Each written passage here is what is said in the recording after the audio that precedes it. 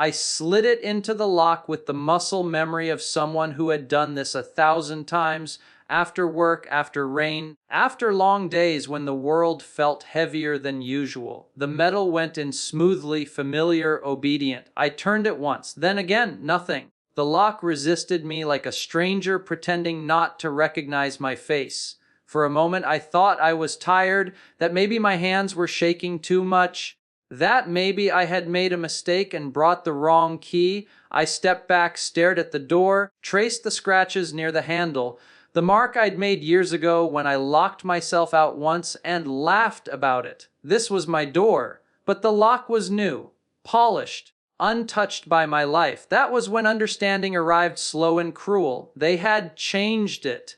I stood there longer than I should have, not because I didn't know what to do, but because something inside me was breaking with such quiet precision that I couldn't move.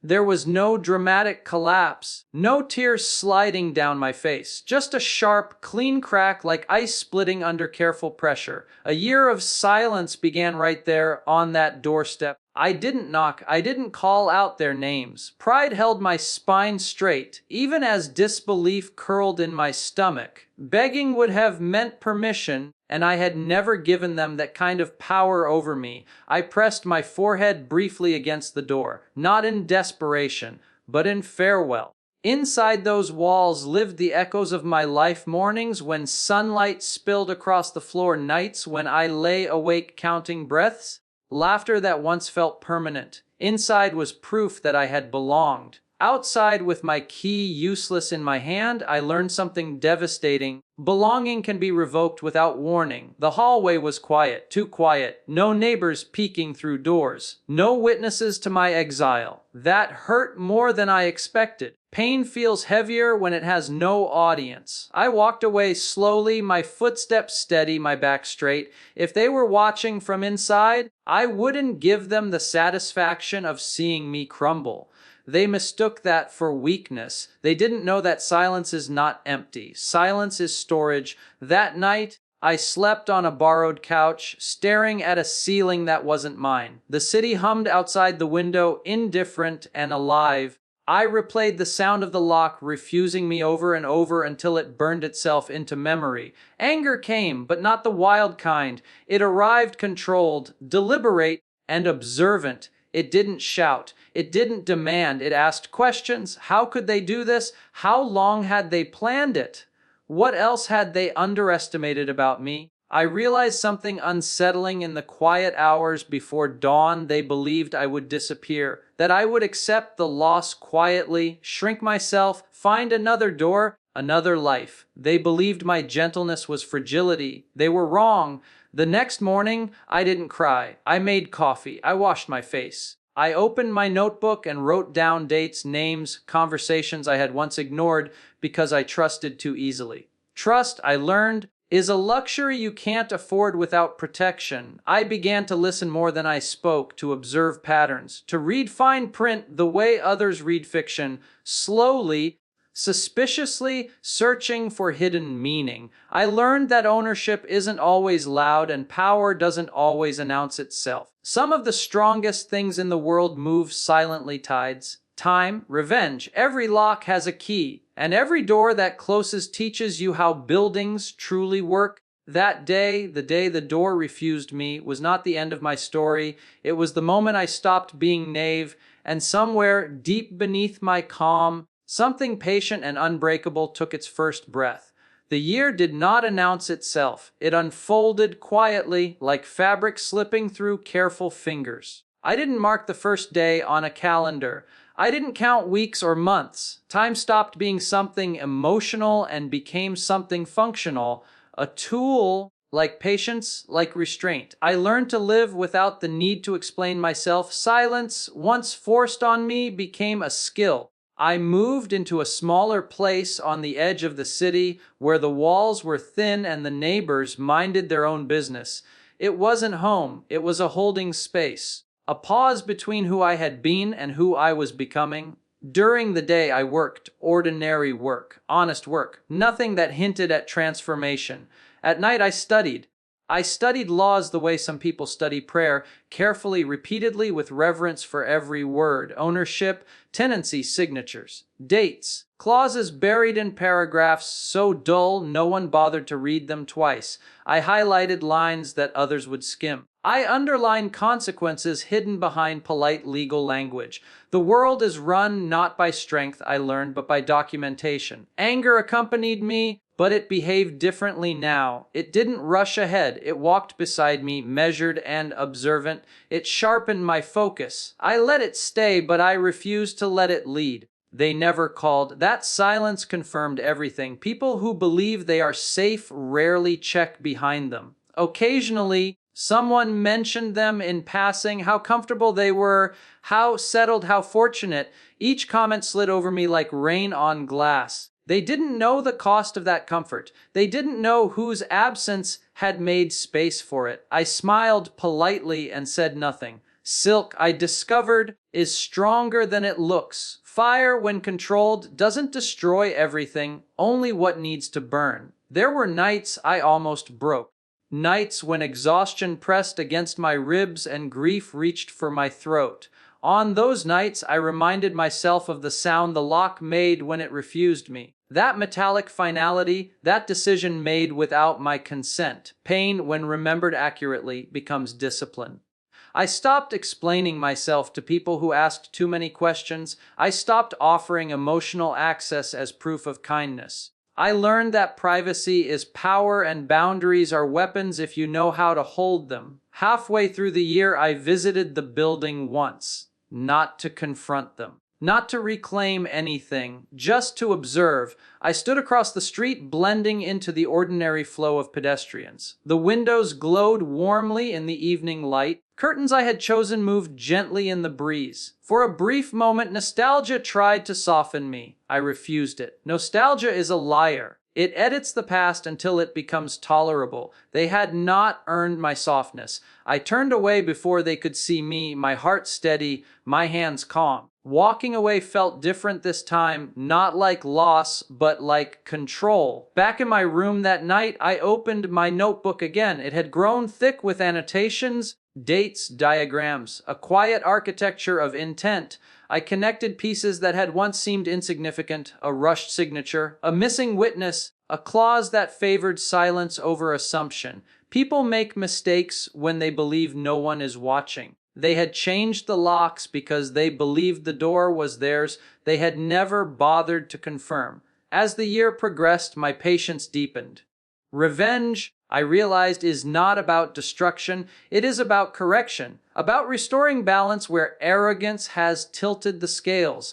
I wasn't becoming cruel. I was becoming precise. On the anniversary of the day the door refused me, I did something symbolic. I bought a new key, not for a lock, for myself. I held it in my palm, feeling its weight, its certainty. It represented access to knowledge, to timing, to my own authority. I placed it on my desk beside my papers, where I could see it every day. They still thought I was gone. They still mistook my silence for surrender.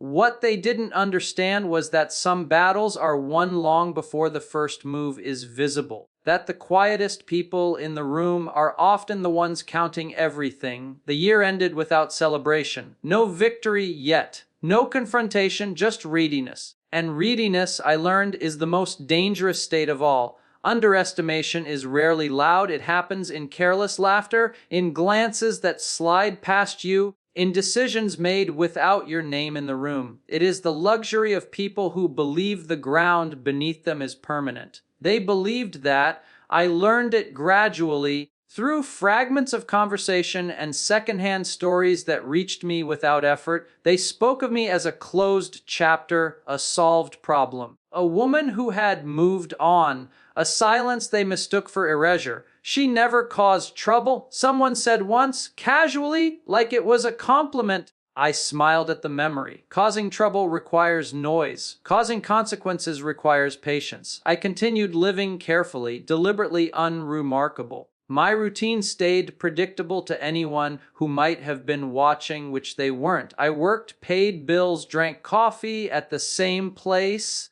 nodded at the same barista, Ordinary life is the best camouflage. Meanwhile, I gathered what people leave behind without noticing assumptions. People assume documents say what they remember signing. They assume time smooths everything out. They assume that if no one argues, no one is preparing. They assumed wrong. One afternoon, buried in a stack of photocopied pages, I found the error. It wasn't dramatic. No missing page, no obvious fraud. Just a detail overlooked because it didn't seem important at the time. A signature placed where a witness should have been. A clause referencing an agreement that had never been properly dissolved. It was the kind of mistake that sleeps quietly until someone wakes it. I read it 3 times to be sure, then a 4th. My pulse remained steady. This was not excitement. This was confirmation. I didn't act immediately. That was their second mistake. Believing discovery equals action. I let the knowledge settle, examined it from every angle, tested its strength. I consulted without revealing motive, asked neutral questions, learned which doors opened with politeness and which required persistence. Every answer sharpened the picture. They had relied on trust where verification was required. They had relied on my absence as consent. They had changed the locks as if ownership were physical, metal and wood and possession. Ownership, I learned, is a story the law insists on telling correctly. The more I learned, the more visible their arrogance became. They made improvements to the property, posted photos, spoke openly about their place, confident enough to be careless.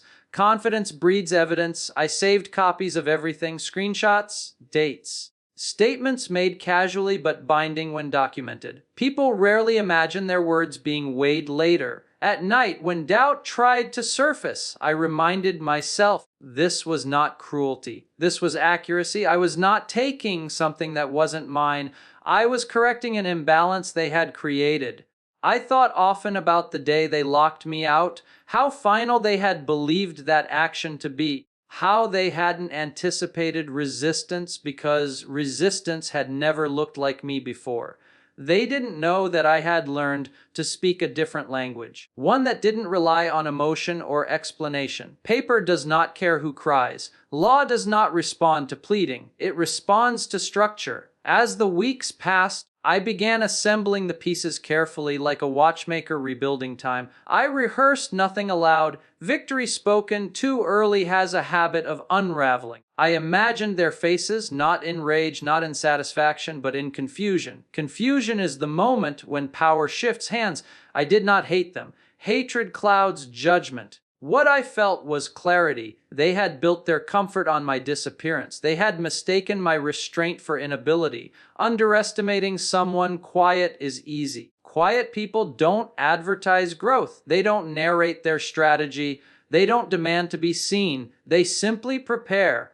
By the end of that chapter of my life, everything was aligned. The law, the timing, the silence, all that remained was execution. And that, I knew, would be the quietest part of all. Power does not always announce itself with noise. Sometimes it arrives as a pen resting on clean paper, waiting for a steady hand. The office was unremarkable, neutral walls, soft lighting, the faint smell of old files and fresh coffee. It was the kind of place where lives were quietly rearranged without anyone raising their voice. I liked that. Drama had never served me well. I sat across from the desk, listening carefully, nodding when appropriate. I asked no unnecessary questions. Everything had already been asked in advance, researched in silence, confirmed twice. This meeting was not for discovery. It was for confirmation. The document lay between us. It did not look powerful. No weight, no shine, no drama, just paper and words arranged with intent. But I knew what it carried. I had read every line until I could hear them in my sleep. I signed without hesitation. The pen moved smoothly, my name forming itself as if it had been waiting for this moment longer than I had. Ink touched paper, and something irreversible happened, not emotionally, but structurally. Ownership was no longer a debate, it was fact. There was no applause, no moment of triumph, just a quiet click as the file was closed, as though the world itself acknowledged the correction and moved on. I walked out into the daylight feeling unchanged, and that told me everything. True power does not alter your posture. It simply removes weight you did not realize you were carrying. I did not go to the building that day. That restraint mattered. Revenge rushed is revenge weakened. I let the paperwork move through its channels, let the system do what it does best when left undisturbed and enforce reality. Days passed, then weeks. During that time, I lived normally. I laughed at a friend's joke. I missed a bus. I burned dinner once and ordered takeout. Ordinary life continued because the extraordinary no longer needed my attention. Somewhere in that same city, an envelope arrived. They did not know what it was at first. Official mail rarely looks threatening. It is polite. It assumes ignorance rather than guilt. I imagined them opening it casually, scanning the first lines without concern. I imagined the pause, the reading, the tightening of breath as meaning replaced assumption. Vacate the property. New ownership confirmed. Ink, I had learned, speaks clearly when it is given the chance. I received messages soon after, carefully worded at first, confused, curious. A request for conversation, for explanation. I did not respond. Silence, used correctly, becomes authoritative. The second message was less controlled. Accusatory, defensive, still uncertain. They were searching for leverage, for a misunderstanding to correct. There was none. The third message did not arrive. By then, the law had spoken again. Dates, deadlines, procedures. The kind of language that does not care about history or emotion. Only sequence. I returned to the building one evening, not to reclaim it, but to witness its neutrality. The door looked the same. The windows reflected the sky like they always had. Buildings, I realized, are loyal only to those who hold proof. I did not enter. That would come later. Instead, I stood across the street, hands in my coat pockets, breathing steadily. This moment was not about victory. It was about closure. They had believed the lock was final. They had never considered the pen. Locks can be changed overnight. Ink takes its time, but it lasts. I walked away again, not because I was afraid to face them, but because I no longer needed to. The process was moving now, independent of me. That was the most satisfying part. I slept well that night, not because I felt cruel or triumphant, but because something inside me had finally aligned. Justice, when achieved quietly, leaves no aftertaste. They would have questions, regrets, stories to tell about betrayal. I had none. I had facts, and facts written carefully and enforced patiently are louder than any argument ever spoken. The knock came in the late afternoon when the light was soft enough to lie. I knew it would come. Consequences always announce themselves eventually, even when they arrive politely. I had been expecting the sound, not with anticipation, but with readiness. Readiness is calm. It doesn't pace. 3 knocks, controlled, careful. I didn't move immediately, not to punish them, not to dramatize the moment, simply to let reality settle on the other side of the door. Silence is unsettling when you can no longer command it. When I opened the door, their expressions told me everything before a single word was spoken. Confusion stood first. Behind it, disbelief. And beneath that, a fear they had never expected to feel in this place. They searched my face for something. Anger, triumph, satisfaction. They found none. "This must be a mistake," one of them said finally. The voice was steady, but the hands weren't. People think steadiness lives in words. It lives in posture. I stepped aside slightly, not inviting them in, not blocking them either. Neutrality is its own boundary. "There's no mistake," I said. My voice sounded the same as it always had. That surprised them more than anything. They tried reason next, memory, shared history. They spoke as if closeness could rewrite documentation, as if familiarity could override fact. I listened. Listening costs nothing when the outcome is already decided. "You can't just do this," they said. The accusation came wrapped in disbelief, as though I had violated an unspoken rule that only applied to people like me. I met their eyes then, fully, evenly. "You changed the locks," I said. "I changed the deed." The words did not rise. They did not accuse. They simply landed. For a moment, no one spoke. That silence felt different from the others. It wasn't heavy, it wasn't tense, it was final. They tried once more, appeals to fairness, to intention, to how things were meant to be. I let them finish. People deserve to hear themselves when they realize it no longer matters. "What do you want?" one of them asked at last. I considered the question honestly. "I want what's mine," I said. Nothing more.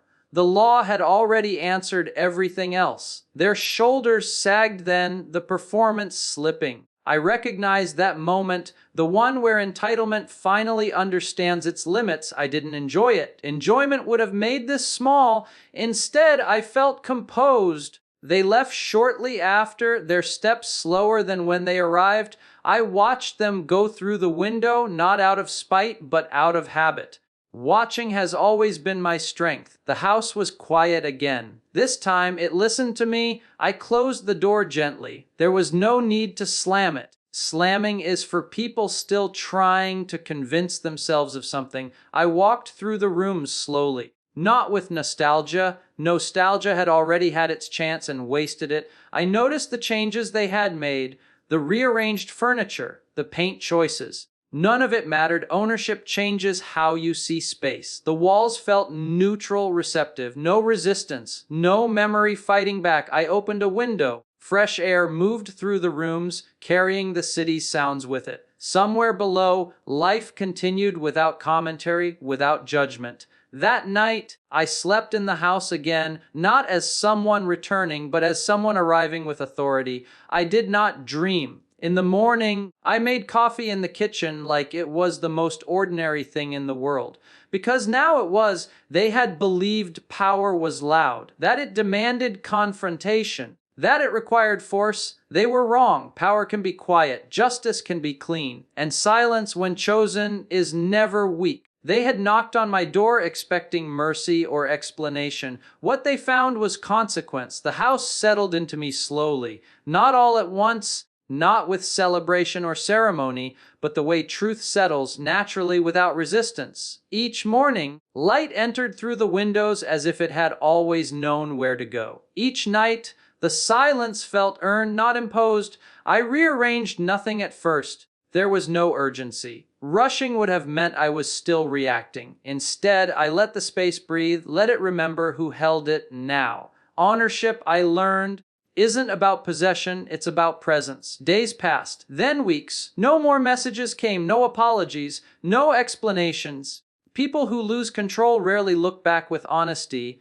They rewrite the story in their heads until they are comfortable again.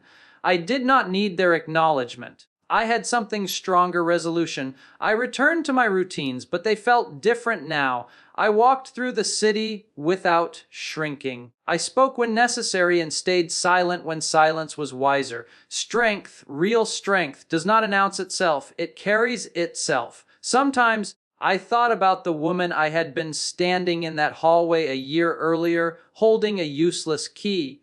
I wished I could tell her that silence would become her shield, that patience would become her language, that nothing she was about to endure would be wasted. But transformation requires not knowing the ending. That is the cost of becoming. The house changed as I changed. I painted the walls slowly, deliberately. I replaced the lock, not out of fear, but as a ritual. The click of the new mechanism was calm, precise. This time the key listened. Friends visited. They noticed the peace before they noticed the space. Peace is visible when it is real. They asked questions gently, sensing there was more beneath the surface. I told them only what mattered. I stood my ground. That was enough. What I had learned was simple but permanent. People will take as much space as you allow them. Silence does not mean absence. Kindness does not mean permission, and patience, when paired with clarity, becomes unstoppable. I had not won by overpowering anyone. I had won by refusing to disappear. Quiet women are often underestimated because they do not perform their strength. They do not seek validation. They do not mistake loudness for authority. But quiet women listen, they observe, they remember. And when they move, they do so with precision. I kept the old key in a drawer, not as a reminder of loss, but as proof of evolution. It had opened one door and closed another. Both were necessary. Some nights I sat by the window and watched the city move without me. I felt no bitterness, no need to replay the past. Justice, when done right, frees you from obsession. They had changed my locks, believing that action was final. They had been wrong. I had changed the deed, and in doing so, I had changed myself. This story was never about a house. It was about agency.